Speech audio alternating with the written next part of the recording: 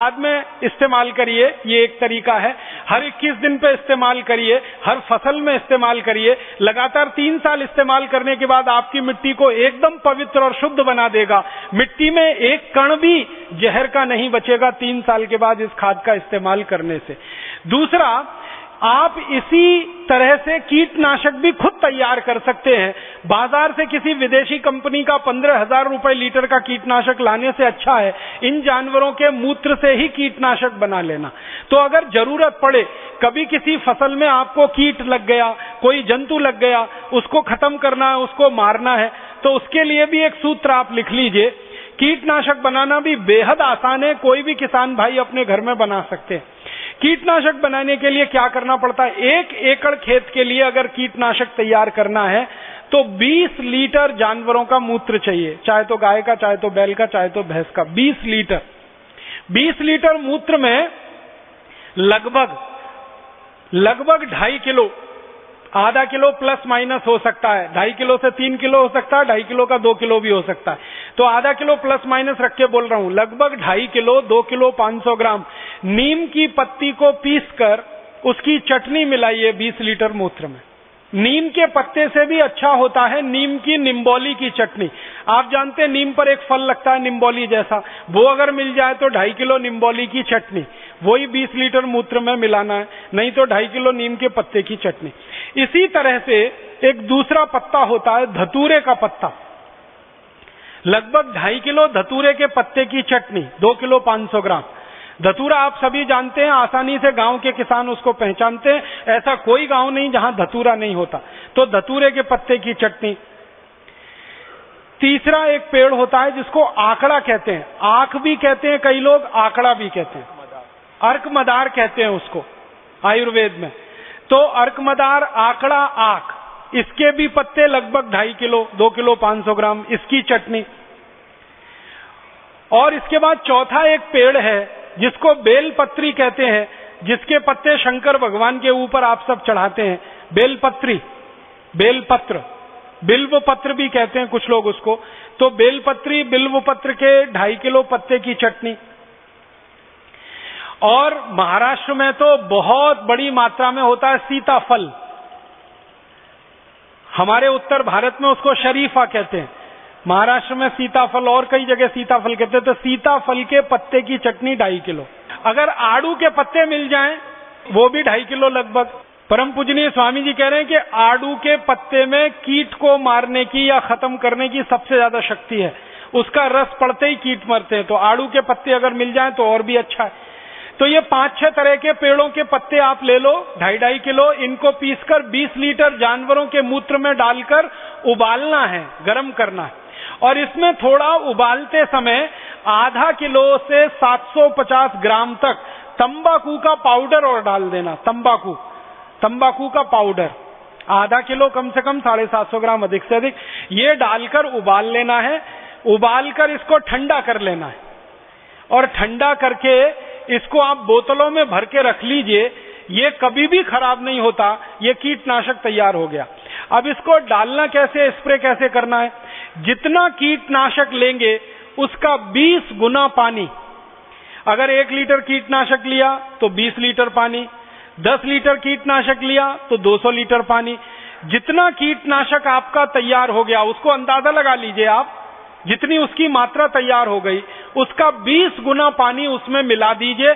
मिलाकर इसको आप खेत में छिड़क सकते हैं किसी भी फसल पर। और इसको छिड़कने का परिणाम यह है कि 2 से 3 दिन के अंदर, लगभग 48 से 72 घंटे के अंदर जिस फसल पर आपने स्प्रे किया उस पर कीट और जंतु आपको दिखाई नहीं देंगे। कीड़े और जंतु सब पूरी तरह से 2-3 दिन में ही खत्म हो जाते हैं, समाप्त हो जाते हैं। इतना प्रभावशाली ये कीटनाशक बनके तैयार होता है। ये बड़ी बड़ी विदेशी कंपनियों के कीटनाशक से सैकड़ों गुना ज्यादा ताकतवर है और एकदम फोकट का है। बनाने में कोई खर्चा नहीं है।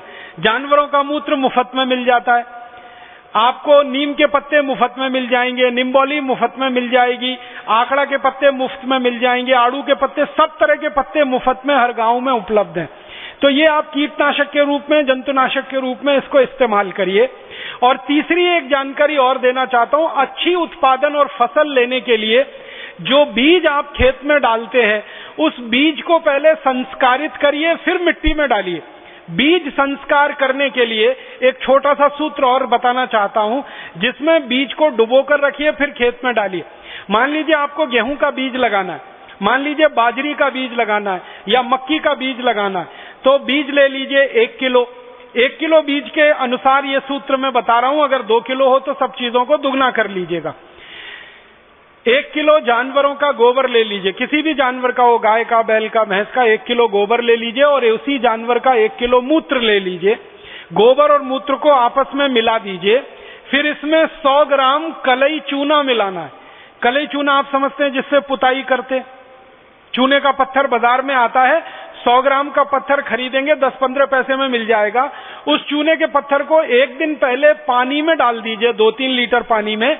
रात भर में वो पानी एकदम गर्म हो जाएगा, फिर ठंडा होके चूना शांत होके नीचे बैठ जाएगा, पानी ऊपर आ जाएगा। फिर इसको घोल लीजिए, चूना और पानी को, और इसको 1 किलो गोबर 1 लीटर मूत्र वाले पात्र में डाल दीजिए। तो गोबर, मूत्र और 100 ग्राम कलई चूने में जितना पानी तैयार हुआ वो सब मिला दीजिए और अच्छे से घोलकर इसमें बीज को डाल दीजिए। गेहूं का बीज हो या तो मक्की का हो या तो सब्जियों का, कोई भी बीज को डाल दीजिए। 1 किलो बीज इसमें आराम से भीग जाता है। वैसे अगर आप थोड़ा पानी डाल देंगे तो 2 किलो तक बीज भीग जाए। बीज को इसमें 2-3 घंटे से लेकर 6-7 घंटे तक डाल के रखिए। रात में डाल दीजिए, सुबह हो गई तो बीज को निकाल लीजिए। निकालकर इस बीज को छांव में सुखा दीजिए और छांव में सुखाने के बाद ये बीज को आप खेत की मिट्टी में लगा दीजिए। तो ये बीज जो लगेगा मिट्टी में, ये संस्कारित हो गया।